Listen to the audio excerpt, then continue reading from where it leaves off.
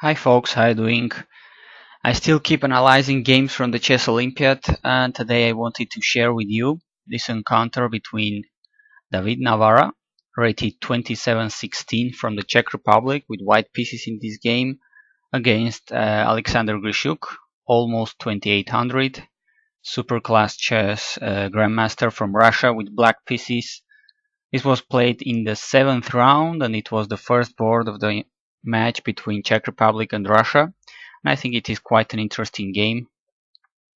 Navara plays knight f3, and after c5 they are transposing into a Sicilian, e4, d6, and once again we find ourselves into the territories of the Najdorf.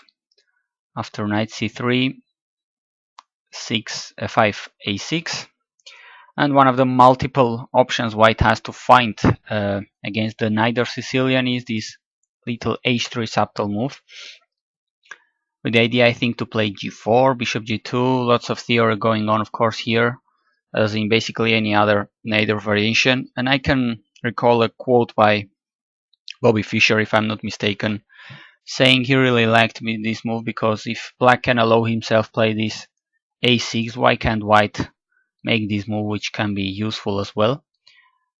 So here, among other options, black has of course a flexible structure here. Grischuk chose e6, and after g4, if I'm not mistaken, this e6, d6 and g4 pawns are very characteristic of the Keres attack against the Scheveningen, which is I think what is called this Sicilian, with this little flexible center with e6 and d6, and this g4 I think is called the Keres attack for white.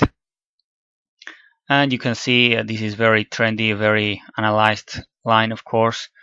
People like Caruana, Gelfand, Carlsen, Karyakin have all been involved in lots of elite battles with both colors in these lines. Here, well, Grischuk plays, which seems a logical move, h6 to stop immediate g5 disturbing this knight.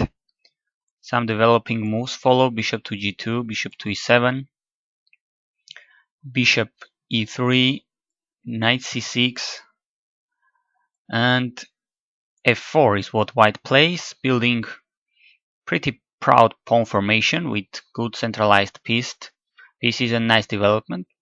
Good position for white so far. I mean, black doesn't have that many weaknesses, black doesn't have much problems either, but he has a little bit lack of space, but I think this is quite okay now. Nothing bad is going on for either player here. Knight d7 is what Grischuk plays. I guess this is all theory and based on the idea that e5 or g5 may be already a threat or something after f4. So this knight goes to d7, and the latest great game with this line was Anand versus Mamedierov in this year's 2014 candidates. That game was a draw, by the way. Here Navara plays logical move. He just castles short. Grischuk exchanges this knight. Queen takes. Of course, there is an attack here on g7. Note that bishop f6 can't be played. Now d6 would be hanging. But okay, after queen d4, just castling, and black isn't in any kind of trouble. Now bishop f6 wasn't allowed, so queen goes back to d2.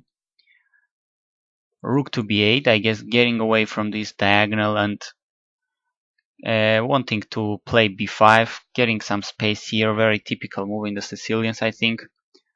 Rook a d1, centralizing, and there it goes, b5. Now what must be white's plan? Well, white has a good pawn formation here on the king side, so one can imagine a future kingside attack going on, so it makes sense this knight to relocate it. Now, I mean, this knight doesn't have many squares to go to right now. Everything is covered, so it goes to e2, where from where it could go to g3 and join a future kingside attack. Makes lots of sense, I think. Queen c7, developing the queen, having here c2 under attack. And there it goes. Navara already plays f5. Knight f6. The knight goes back. and knight g3 as predicted. Here Grischuk keeps calm, he plays rook e8, bishop d4. Not sure if it is a threat to take on f6 or something, but this is certainly forcing black into committing his pawn structure with playing e5, kind of provoking it. Now after bishop e3 we have a very typical backward pawn on d6 for black, a potentially good square for white on d5, and a committed pawn structure here on the king side, which maybe will help white to advance it in his attack using these dark squares. Well, in which way? We're gonna see it very soon. After bishop b7, which is very logical, developing a piece, Navara cannot wait anymore, and he sacrifices the bishop on h6. Okay, I mean, the engine doesn't seem very impressed by this move. He says it is not very good for white, but who cares? This is a very human move, I think. Very brave and human and nice attack starting here, so a good move in my opinion. G takes, white takes a second pawn for his piece, and apart from that he has nice looking, dangerous looking pawns here. A king which could be potentially in huge trouble, the queen here in a very aggressive position, so I think white's position is really cool one, very interesting to play with. Grischuk chose to play knight h7 here to protect some squares around his king. There are some threats of going with the knight somewhere to checkmate, so he goes knight h7 first to get away from this f6 square and allow his bishop to come to f8, defending g7, as we'll see right now. Here white plays f6, of course threatening a checkmate, and the only way here, sensible way to protect from it, is playing bishop f8, what Grischuk did. I mean, taking on f6 is a complete disaster.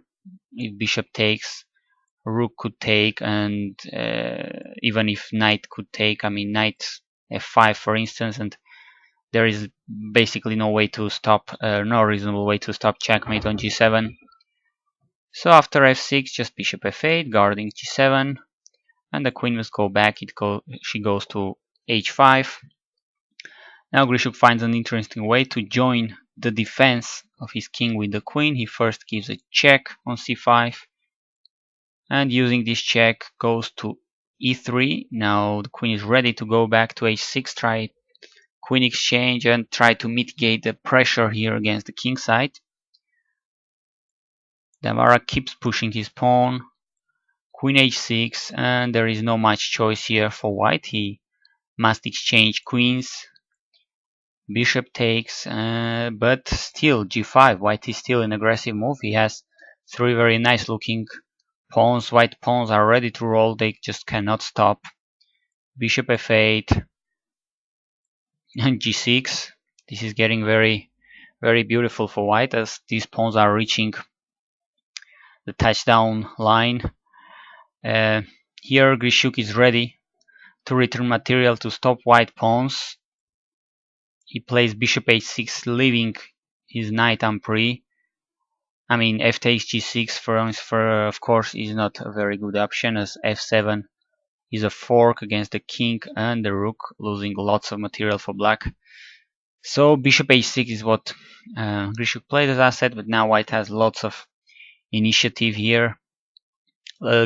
Somehow chaotic tactical messing where lots of calculation is required. Now knight f5 was played, and now black has both pieces under attack, and Grischuk thought he could get away with it just with this intermediate check, getting with the bishop away from the check. But guess what? Against this check, Navara has more sacrifices in his pockets, and he takes the bishop on f4. Well, what is the point? The point is that black cannot take f4, as this is leading to a quick and a nice checkmate with the knight and the pawns. Knight h6 check, and it doesn't matter too much if black goes to f8 or h8, and this is checkmate with the pawn on g7. Beautiful checkmate. So taking on f4 wasn't a possibility here. So Grischuk takes this opportunity to liberate his knight, taking on f6.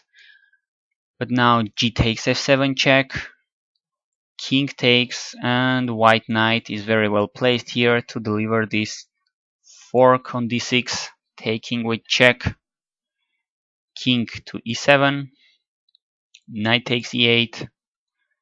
Here, as I said, lots of tactical melees going on, and it's necessary to calculate very well everything. E takes f4 was played, the knight takes on f6, king takes, and after, or when all the dust disappears from this battleground, after all these tactics and all these exchanges, white has emerged 2 pawns up with all the chances in the world to win this endgame. And Navara certainly did deliver with rook d6 check, king to e5, and now rook to b6 with a pin here. Here Grischuk gives a pawn with f3, bishop takes to unchain his pieces. He goes with the rook to f8, threatening to take on f3. Even if white takes on b7, his rook would be very active with the chance, for instance, to go to f2, check, take some pawns, and have some chances for a draw. But Navara here keeps cool. King g3 was played, and even if he gives one of his pawns back, this is still 2 pawns up. And now he stops with an elegant and fancy move. All the counter chance black could have. I mean, black could have some counterplay here with against white king, which is not very well placed. With both his pieces, black could try to check and have checkmating idea, something keep white occupied, but simply rook e6 check, stopping any chance for black counterplay, forcing black king into a very less fortunate square than e4. And after making his time control, Grischuk didn't even care about moving here on move 40, and he resigned the game as he's completely lost here, 2 pawns down. No much counterplay. White rook is a very strong piece here, so not much chances here for black to draw the game. In this very interesting battle between David Navara from Czech Republic and Alexander Grischuk from Russia. Thanks for watching.